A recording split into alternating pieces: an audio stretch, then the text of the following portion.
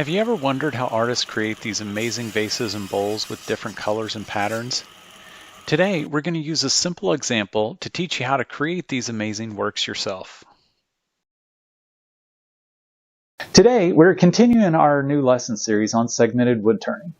In this series, we're going to dive into all of the details to help you become a successful segmented wood turner. In lesson 1, we created our cut list for all the segments so we can make a bowl that's similar to this one. Now we're at the table saw to cut all of our segments, so let's get to work. I prefer using my table saw to cut segments, but you can use a miter saw too. I've made this specialty crosscut sled mainly for segmenting, but it'll also work with other angled cuts as well.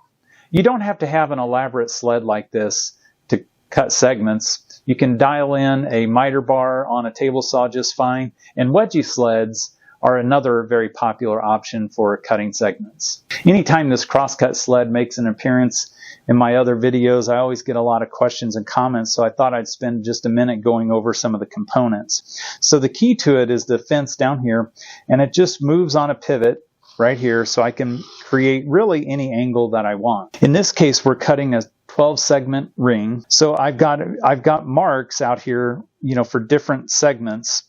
And then I've got holes. I use this drill bit as a pin, so I can align it in that spot, drop the drill bit into the hole,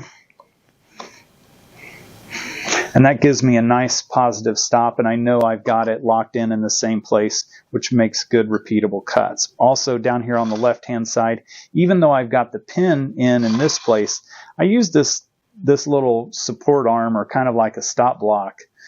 I just kind of put it up against this, and that just locks that fence in place so it doesn't move when we're cutting our segments. So over here on the right hand side of the sled, we've got a couple features to cover as well. Most importantly, we've got a stop block. So this bracket here we can slide and adjust. Once we've got our segment in place, we can get that tightened down, and then we can get our segments very consistent. I've got another bracket over here that has a toggle clamp on it. We can reposition it, tighten that down, and that helps us hold the segment so it doesn't come flying off the saw or twist a little bit, and adjusting that angle when we're making the cut. If you want to see how we created the design for this bowl, you can find it in lesson 1 right here.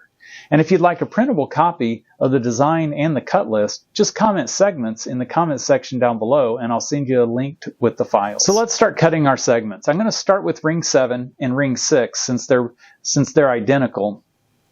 That way we can do one setup and just kind of move through both rings. Now, if you're doing a feature ring like I'm doing in the project on ring 6, where I've got walnut and maple, I went ahead and glued my maple to the walnut, and then I've got this down to 3/4 of an inch, just like the plans kind of call for. If you're not doing a feature ring, or if you're not using a different color or different species, you just need the 3/4 inch stock for ring 6, and you'll be in good shape. So the first cut we need to make is just to establish our 15-degree angle here on the first segment.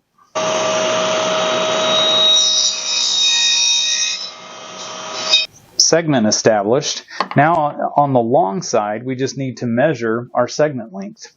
So in this case, it's going to be 3 3/4 of an inch. If you look at the plan, you'll notice it's 3.24 inches is what it shows. So we're just going to round that. Remember, we're wood turners, woodworkers. We're not engineers, so working to the 100th of an inch is generally not necessary. Okay, so I've just got a mark here so I can cut my segment out here on this outside edge at 3 3/4, and I've got it here on the back side. And the reason I want to do that is now I can just line that up on my saw right there, right where I want it, and then I can set my stop block here on the right. I'm going to hold that in place, tighten that down. Now we'll be able to make nice repeatable cuts for our segments. We'll position our stop block, our hold down, so that it will keep our segments from flying away. And now we're ready to cut our segments.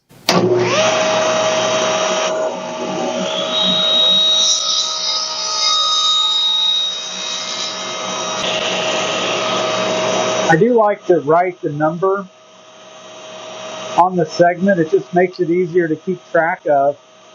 Then I'm going to flip this over and keep going.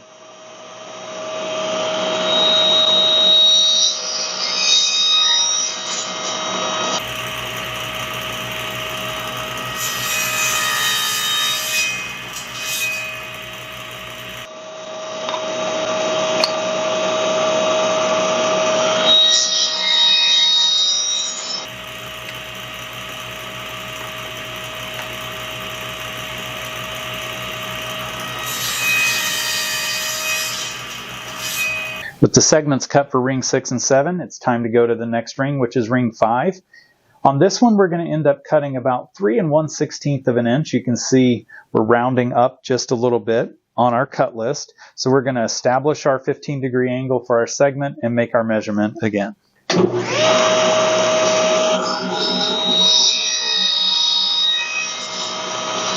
this case, I'm just using an adjustable square here, setting it, making my mark.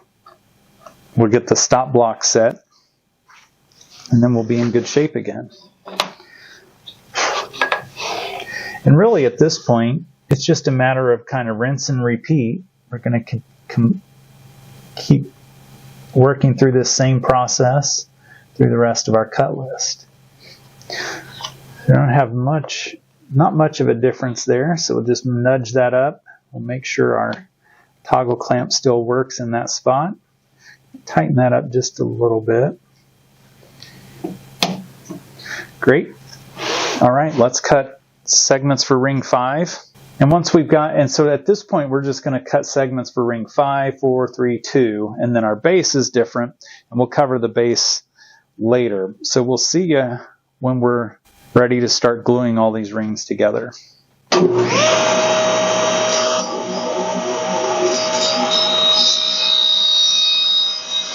With all of our segments cut, it's time to start assembling our rings. But before we break out the glue, we've got one more step. I've got a sheet of sandpaper laid out here, and all I want to do is take my segments and just lightly sand them on each of the surfaces. And all I'm trying to do is to get any tear out or little grain that's just any little fuzzies or anything that might keep our segment from gluing together effectively. So we're just going to do that on each segment. It's a little bit tedious, but it will make the gluing, it'll give us much better results. You do want to be careful if we're sanding on the cut edge that we don't round off or change our angle at all. With our segments all cleaned up and all the little rough edges off of them, it's time to start gluing. Now, I always find it helpful to kind of dry fit my rings just to make sure that they're going to work pretty well. This one's going together nicely. I also like to use hose clamps to kind of hold everything together and kind of give me that clamping pressure when I glue it up. So I've got my hose clamp assembly already here. I've already tested it to make sure it's going to fit my ring, so I'm not scrambling around once I've got glue everywhere. I've also got this little, kind of like a shelf liner, little plastic sheet here that's on my workbench just to keep the workbench from getting all gluey as we go along. So now all we have to do is start putting these things together. Normally what I like to do is just take my segment, I just dip it in my little tray of glue. You can use a brush or your finger. There's a lot of different ways to glue things. And then I just kind of rub these together, almost like a rub joint, just till they start tacking together. And I just keep working around my ring until I'm all the way around. I'm just doing that on one edge. I only need to put glue on one side. I'm getting quite a bit of glue on here, as you can see. This is kind of a messy process. That's what this little liner is for. Now, the other advantage of kind of dry fitting your ring, let's say your ring's not fitting together all that well, and the first several that I made, that was exactly the case. A lot of times, one of the purposes of that table saw sled I showed earlier is to get these rings so you can glue the whole thing all at once. It saves you quite a bit of time, but don't fret if that's not the case.